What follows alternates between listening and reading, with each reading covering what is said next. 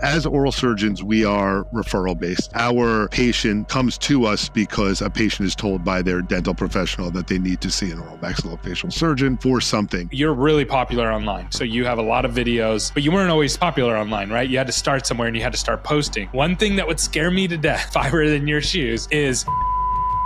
There's so many factors in that. First of all, there are significant headwinds macro right now that are going on in our industry. So with more and more large scale, multi-specialty and general dental DSOs that are now getting into specialty, that's... Welcome back to another episode of Dental Marketing Go. I'm your host, Gary Bird. I'm the founder of SMC National, where we help you create, convert, and close more new patients so you can grow the way that you want.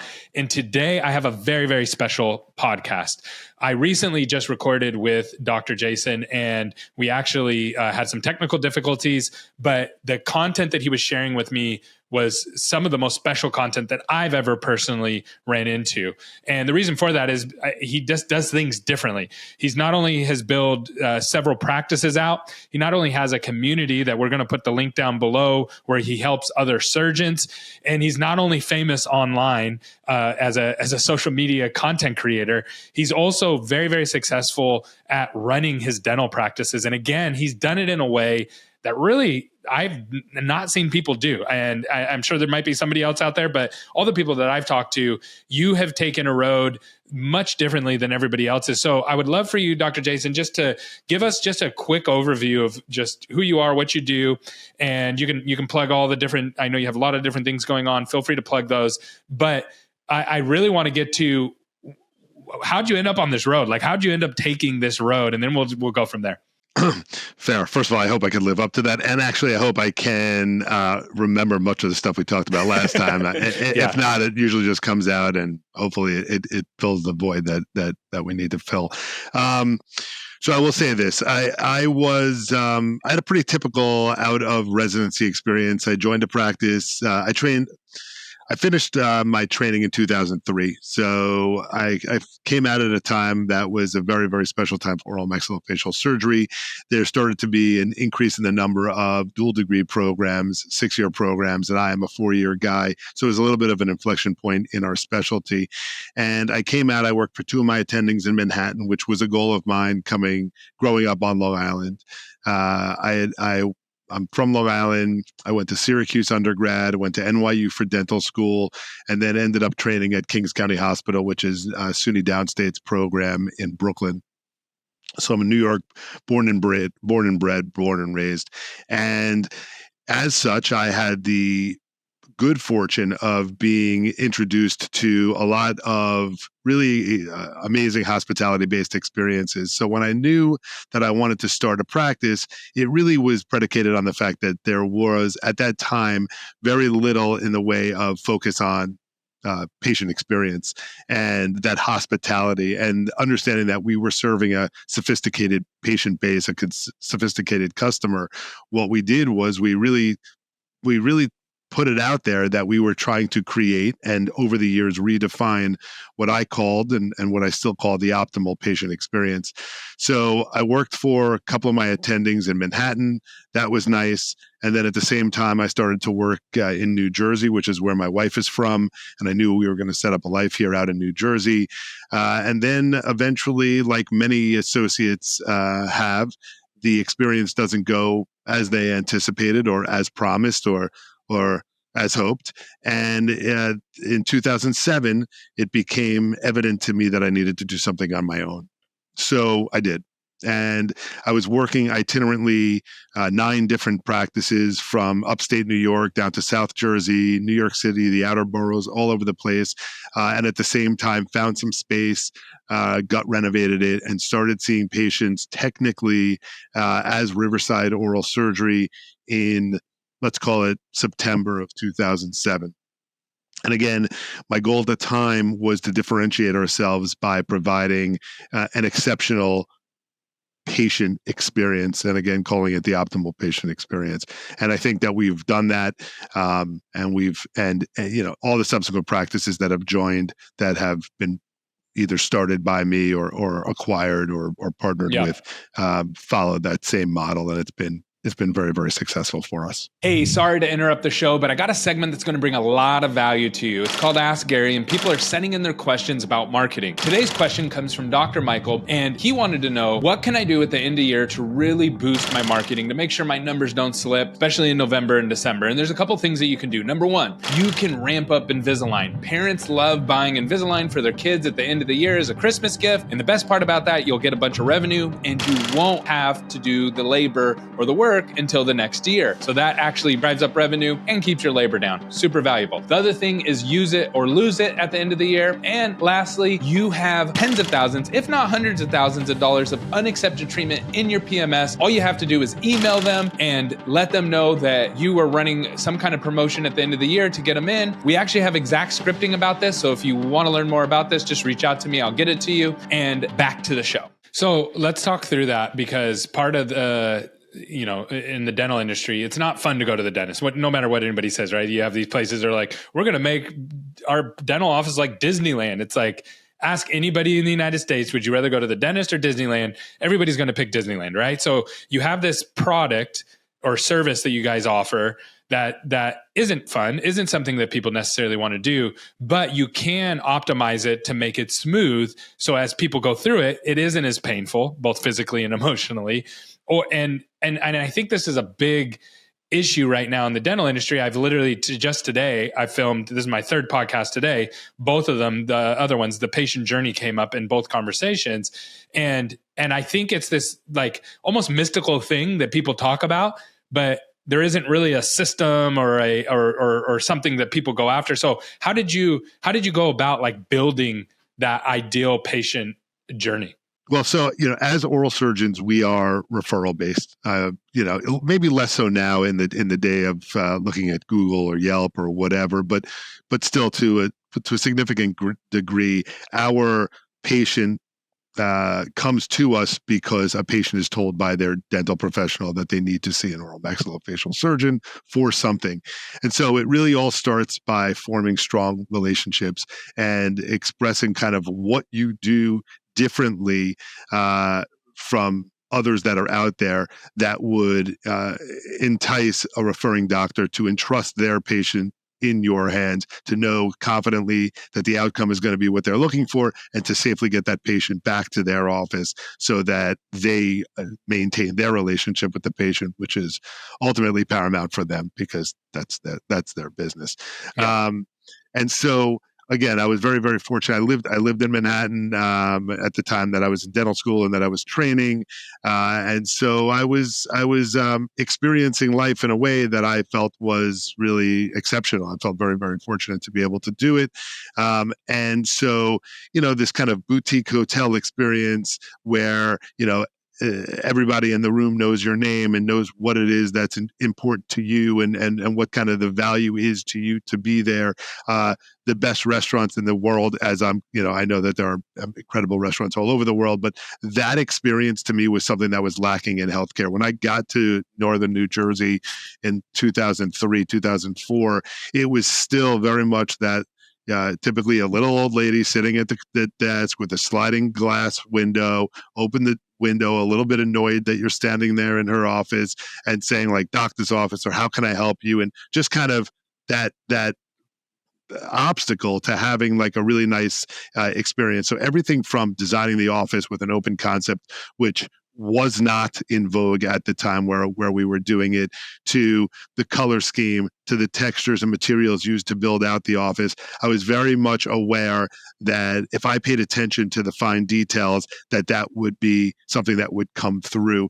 And, I think a lot of people don't think about the fact that ultimately, when a patient enters your office, most patients are paying attention, the discerning ones. And the discerning ones are the ones that are going to be either your greatest allies, your best advocates, or your biggest detractors if they have, let's say, suboptimal experiences. Yeah. So I love your mindset on that. So how long did you like document that whole process, or how did you like scale it? That's probably the better question. How did you scale something like that? So honestly, I always think to myself, the things that can be, I hate to use the term because it really kind of it makes it seem like it's not the people behind it, but to automate the experience is something that it makes scaling easier. If I've had a tough time in anything as we've gotten larger, is kind of scaling the patient experience, not scaling the build out, not scaling the systems, not scaling, the materials and all that kind of stuff, but scaling the patient experience, because the further you get away from the source, the more diluted the message. And so it's been very important for me to have very, very strong people around me, people who started with me actually out there in the offices, in the field, expressing kind of what we're trying to do. So as it relates to the fit and finishes of all the offices, we have an exceptional designer that worked with us on day one, who's still with us now. Her name's Lynn Caritas. Her husband's a dentist in Jersey. We met her very early on, and she knows that if we're going to acquire or partner with a practice or remodel a practice, this is the paint color for this wall. This is the type of handle we need for the door, the color of the carpeting or whatever it is. And so all of that has really kind of been easily scaled because she's exceptional and she knows, just like, here's the deal. It's a 4,000 square foot place. It's got 6 ops. You know exactly what you need to do with it. And she knows exactly what she needs to do, and she does it. But the patient experience, it's generally because the people at the top of our organization started either across the chair or filing charts. I'm talking about years ago, of course, before everything was digital. And so they understand what I and we were trying to achieve, and it's easier to be able to then carry that out. And so as we've grown, those who were closest to the source rise to higher levels within the organization, and those who were most, let's say, engaged in understanding what we were trying to achieve are now at higher tiers. And as we grow, it's really important to have those people who understand the mission, understand the vision out there, and really kind of speaking about it and implementing it. Yeah, I love that. And so that makes a lot of sense. And a lot of people struggle with that in the dental industry, just because most people who are trying to grow, they're usually being a dentist, and then they have their team around them, and they're usually doing dentistry as well, or some form of work that they're doing. And so a lot of times people aren't focused on the business because they're working in the business, and it's really hard to scale that. You got to come out of that and get people working around you like you described, which is amazing. And so now, kind of changing gears a little bit, but in the same tone around the marketing. So in my brain, the way marketing always works for the kind of treatment that you guys do is it's really hard to do marketing, because if you do direct to consumer, you're not going to be able to sell them the services that you have, because you don't offer in the end, right? Usually the restorative goes back out to the GP offices. So it's really hard to sell something if you don't have the complete product, but you've kind of mastered this best of all worlds. Could you kind of dive into how you think about marketing and really the engine behind your growth? For us, the marketing was really referral management, relationship management, more than anything else. As we entered an area, even in the beginning for us, there obviously needs to be brand awareness. So you need to be able to be known for something within the community that you're serving. So it's very, very important as a referral-based business to have a name and to have brand equity. And that was very, very important to us. But the bigger driver of our business is those dentists and those other medical professionals that trust us to treat their patients. So for us, it's all about, open, honest communication, transparency, the buzzword authenticity, being real, being available, and treating their patients kindly and well and predictably. And again, getting the patient back to the referring doctor's office in a way where they can comfortably treat the patient. Oral surgeons, by and large, can have a negative reputation as being, let's say, crass or a little bit conceited or difficult to deal with or whatever it is. And again, I was very aware of the way that we're seen. Optics are an important piece. Another word that wasn't used when I was starting out, but is constantly used today. And so it was very important for me to kind of change the way that oral maxillofacial surgeons were seen. And I think being more approachable, being more communicative, being more understanding, it took me years, but I spent a ton of time understanding the nuance of, let's say, implant restoration. And I spent a lot of time with prosthodontists and cosmetic dentists and restorative dentists trying to understand their art and what they need from us, so that I could better perform the procedure that will help them perform their procedure. And I think part of having the groups of people, the groups of surgeons that I work with, I never look for a surgeon. Of course, we want a strong background and all of that, but their pedigree is less important to me.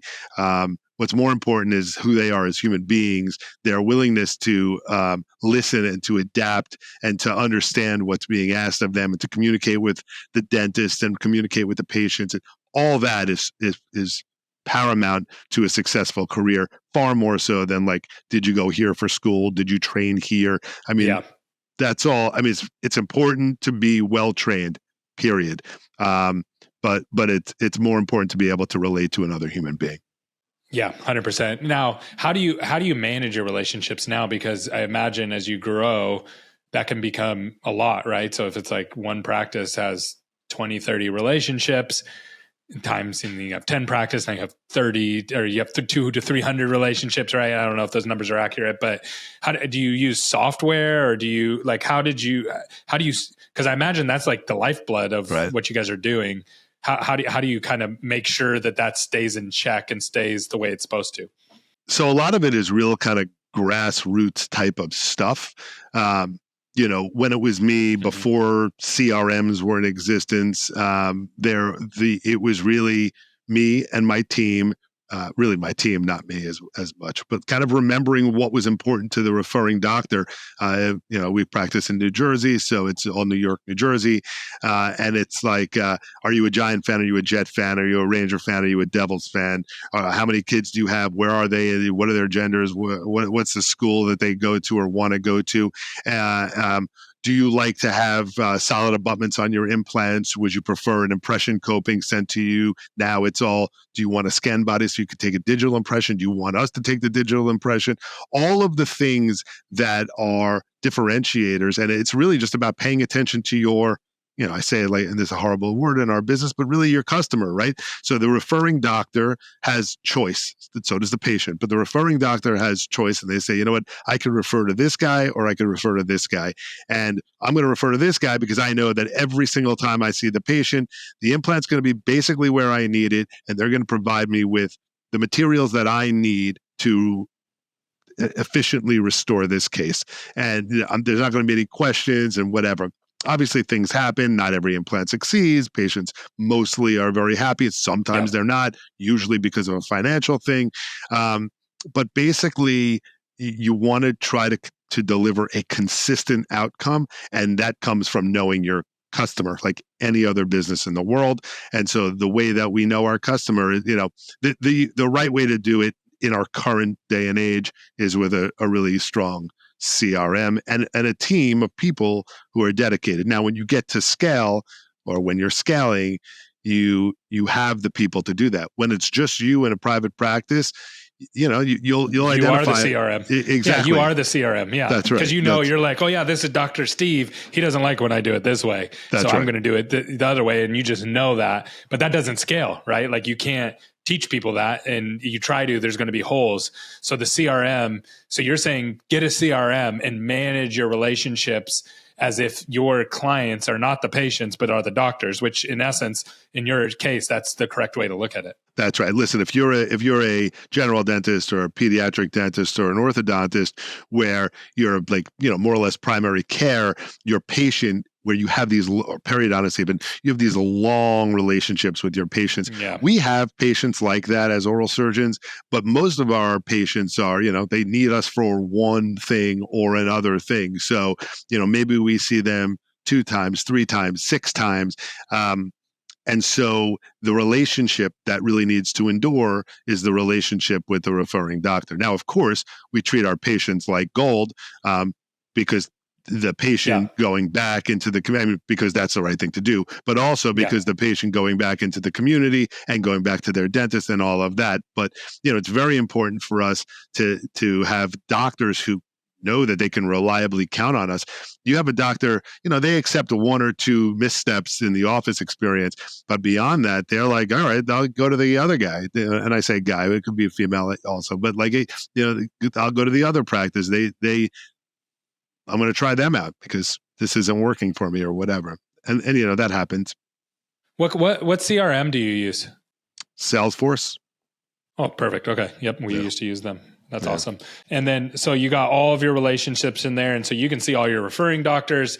You can see how many people they've referred to you, all that kind of good stuff. That's huge. That's definitely going to give you a scalable model. Now, okay. So thinking through this, you're really popular online. So you have a lot of videos, but you weren't always popular online, right? You had to start somewhere and you had to start posting. One thing that would scare me to death if I were in your shoes is I have these referring doctors and now I'm going to hop on social media and I'm going to talk about stuff. And the things I'm going to talk about may or may make everybody happy and everybody loves me, but it also may tick everybody off and they stop referring to me, and your business could literally disappear overnight, right? Because you're only as good as your last month when you're in the business that you're in, because it's all sales driven. It's not a recurring model. So if people stop referring, you stop getting customers. So first tell me how you moved into social media, and then just continue on kind of where you're at with social media. Yeah. So just to understand where I am in social media, you have to understand my age and where I was in my practice. So I just turned 50. In 2015, February, I was sitting here in the office that I'm currently sitting in, and I was kind of thinking about Instagram. I have right now 2 teenage daughters who were, preteen or early teens at the time. Instagram was something that they were involved with, and I was therefore somewhat interested in just kind of better understanding it.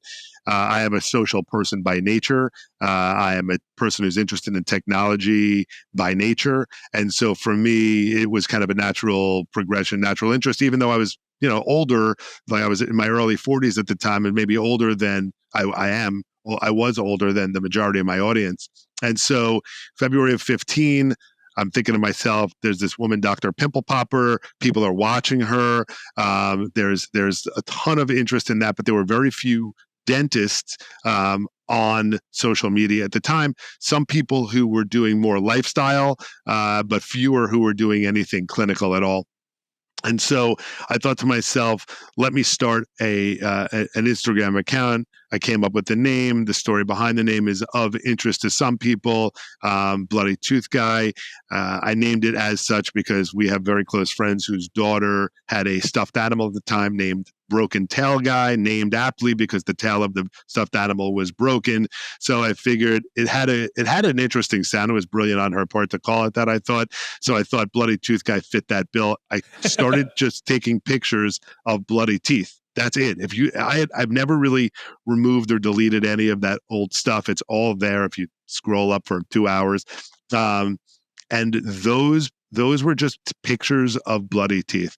Then there was a guy named Ben Johnson who practices on the West Coast. PNWOMS is his account. And he was West Coast, I was East Coast. And we had this kind of like friendly rivalry on who was posting more bloody teeth or whatever it would be. And as Instagram evolved and was looking for content and became video and became stories, we were there both available to them to use our content to push that. And my audience grew organically. I never once paid for a follower. I never once did anything like that. It grew organically to the point where, I had all these primarily younger dental professionals, people who obviously had an inclination to be interested in surgery, from around the world, South America, the Middle East, Asia, Eastern Europe, Russia, of course, USA, Canada, and Mexico, and we were and Australia, New Zealand. I mean, literally all over the world, and it was blowing my mind. And I get questions even now every day from people, or really positive stuff about being inspirational to them or teaching them how to do things just by virtue of watching me do things. So as Instagram evolved, I evolved, and vice versa. And yes, I was very concerned about how it would affect my patients. I was anonymous for the first 4 years because I wasn't sure how my competition would use it against me. I wasn't sure what the HIPAA aspects of it. I really wasn't sure. If you look at my stuff, especially the early stuff, it was just bloody teeth. So there was no human involved at all. But as I started putting more content out there that was showing surgical procedures, I became much more aware. And at DIA, which is this Dental Influencers Alliance conference that PNW and a bunch of others started, I revealed myself. This was maybe about 3 years ago, and it was unbelievably surreal for me because people were lining up to take selfies with me, and like I walked into this room. It was a party in Scottsdale, and in that moment, at that party, I was like a celebrity. And I say this without trying to sound like whatever. No, yeah, no, it's weird. Yeah. It was the weirdest thing for me because I was like, yep. I'm this middle-aged dentist from Jersey, I had the same. So I started this podcast, the one that we're on actually right now. And I started it like right after COVID. And for a while I didn't go out. Like I didn't leave anywhere. I didn't go anywhere. And then I went to a big dental event. There's thousands of people there. There's probably like 3,000-4,000 people there. And like people were stopping me and they're like, Gary. And I'm like, I don't remember this person. Oh man. And I get nervous, right? I always forget people's names and stuff when I get nervous.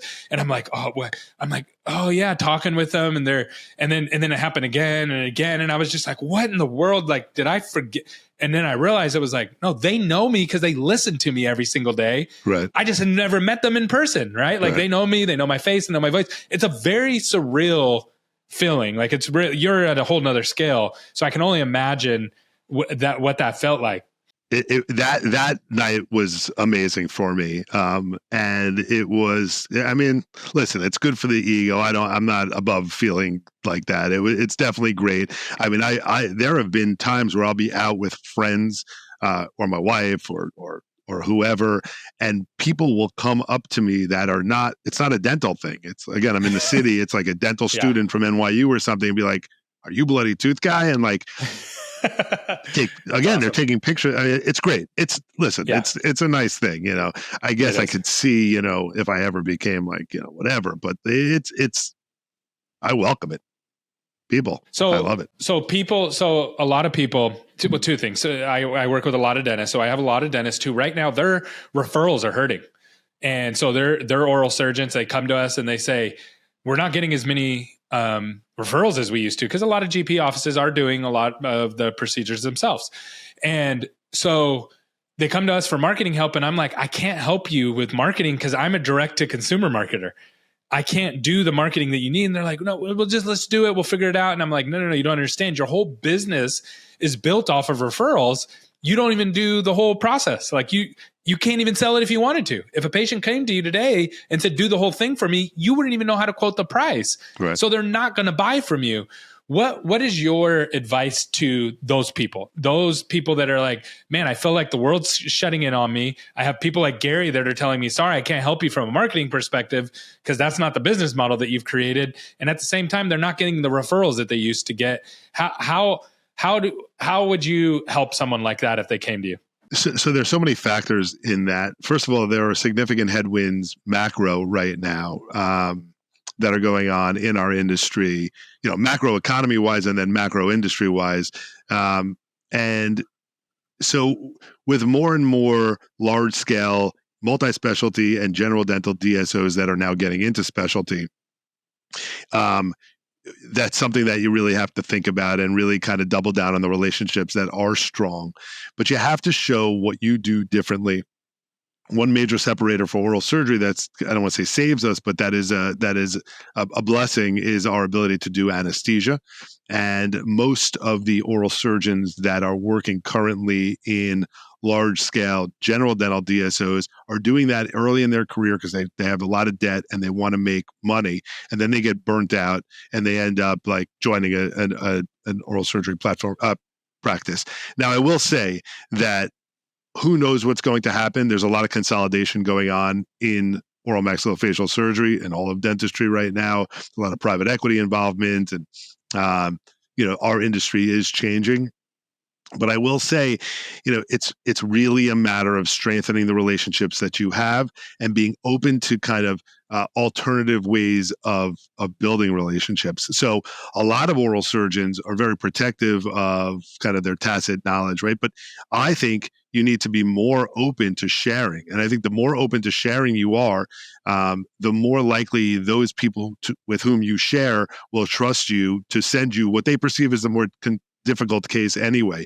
Plus, if you're a guy who's going to show, like, I have a periodontist who practices near me who he's a little bit older than I am and never did sinus lifting. Like, he was just not trained on how to do it. It wasn't part of their curriculum at that time. It's something that's very, very, I do daily here.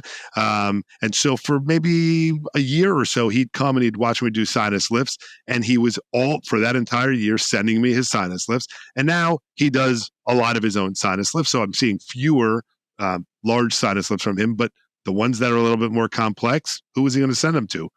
Me. Send your way. Yep. I it's the same thing with, like, I have a lot of general dentists who say, can you do me a favor, take this tooth out, graft it, but I want to put the implant in. Fine. A lot of guys are a little bit bitter about that. What is this dentist? He doesn't, he's going to forget that. Just be great. Do the right thing every time. Overall, it comes back to you. And again, if you're going to send me that case, you're going to send me the full arch, or you're going to maybe, the one that looks a little more complex, where that needs bone grafting that's a little bit beyond their capacity, or whatever. And so for me, I just kind of take what comes my way, and I'm happy with it. I don't want to say, like, just throw your stuff at me, but really, like, if you do the right thing, by and large, I know this is a very simplistic way of looking at it, by and large, things work out. Yeah. And I don't know that that's teachable. I mean, you could express that. But when you ask me that, I think to myself, just to say that my brain works, like you're saying, well, you have this client base who is, you're great with D2C. But maybe there's an opportunity to have some sort of, like, come together where I do the B2B. I mean, so, like, I just think about business like that all the time. Yeah. And so I think to myself, I don't know that it's not that it's not teachable. A lot of, and I'm sure you see this as a consultant, you probably know,